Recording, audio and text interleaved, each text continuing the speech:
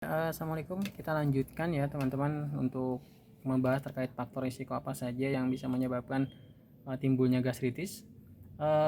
Setelah kita bahas terkait faktor pola makan yang kurang sehat, yang selanjutnya adalah faktor stres ya.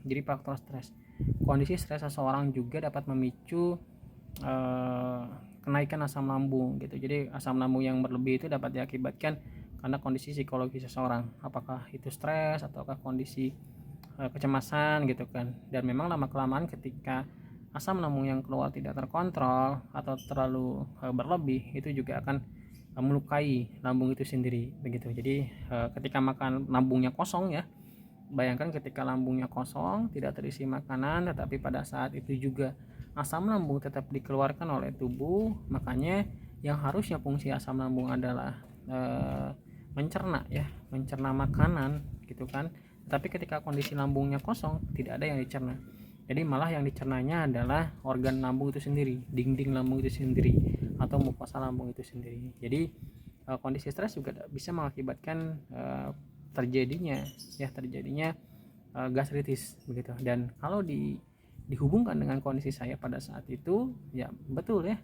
karena pada saat pertama kali saya mengalami gejala dari gastritis itu sendiri, saya posisinya itu sedang nyusun tesis teman-teman, jadi sedang lanjut kuliah untuk magister keperawatan, meskipun itu tidak dijadikan faktor alasan saya gitu kan, tetapi mungkin saja kalau dihubungkan dengan faktor stres ya, pada saat nyusun tesis juga saya kondisinya masih, ya pasti stres juga ya gitu, sedang nyusun tesis, ditambah juga mungkin posisinya juga selain sedang studi atau lanjut kuliah juga mungkin sedang bekerja juga gitu kan. Jadi ada beberapa beban stresor yang pada saat itu juga sedang saya hadapi begitu. Jadi ya itu dia ya, jadi pendidikan gitu kan, pekerjaan, dan faktor-faktor yang lain yang mungkin bisa memicu kondisi gastritis saya alami gitu. Jadi faktor stres juga menjadi faktor saya bisa terkena